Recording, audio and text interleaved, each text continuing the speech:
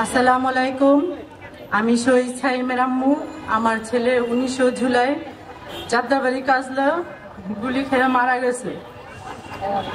তা আমার ছেলেরে কিভাবে যে হত্যা করছে, কিভাবে যে গুলি করছে, গুলি করে রাস্তায় ফালায় রাখছে। তো আমার ছেলের কি দোষ ছিল? আমার ছেলে আন্দোলনই তো নাম ছিল। তা আমার ছেলে এই নির্মম ভাবে যে গুলি করছে, এই স্বৈরাচার শেখ হাসিনা আমরা কোথাও দেখি নাই যে এইভাবে বাংলাদেশের ছেলেদের গুলি করে এইভাবে মারে, ছাত্রদের এইভাবে গুলি করে মারে। ওরা তো কোনো অস্ত্র নিয়ে নামে নাই রাস্তায়, ওরা নিজেদের অধিকার আদায়ের জন্য নামছিল।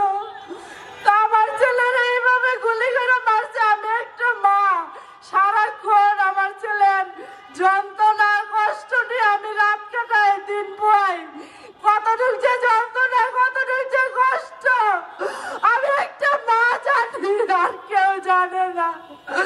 আমার বুকটা শূন্য হয়ে খালি করে দিছে। আমার পাখির মতো ছেলেটারে মারছে, আমার সোনার ছেলেটারে পাখির মতো গুলি করে হত্যা করছে।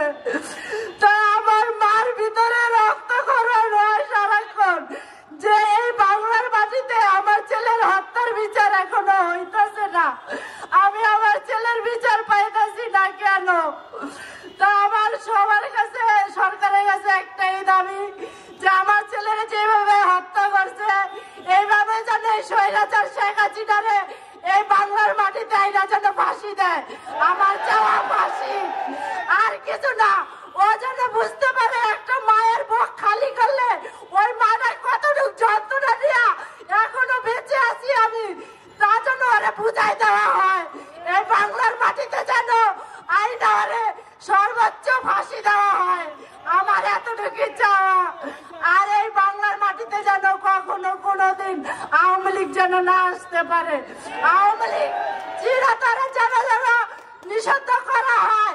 আওয়ামী লীগ আমরা নিষিদ্ধ চাই, নিষিদ্ধ চাই।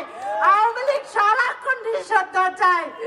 আমাদের যন্ত্রণা, আমাদের কষ্টটা, আমাদের আকুতি, আমাদের যে কষ্ট, মুখ ফাটা, এই যে ঈদ গেল, ঈদের ভিতরে আমরা ছেলে ছাড়া আমি ঈদ করতে পারি নাই, আমার মুখে দিয়ে খাবার যায় নাই। আমার ছেলের কথা এত মনে পড়ছে, আমি সারা রাত্র কান্না করছি। আমার এই যন্ত্রণা আমি কার কাছে বলবো? তো আমার যন্ত্রণাটা এতটুকু শান্তি হবে যেদিন শেখ হাসিনার বিচার হবে, যেদিন এই বাংলাদেশে বিচার পাবো, সব শহীদদের বিচার হবে।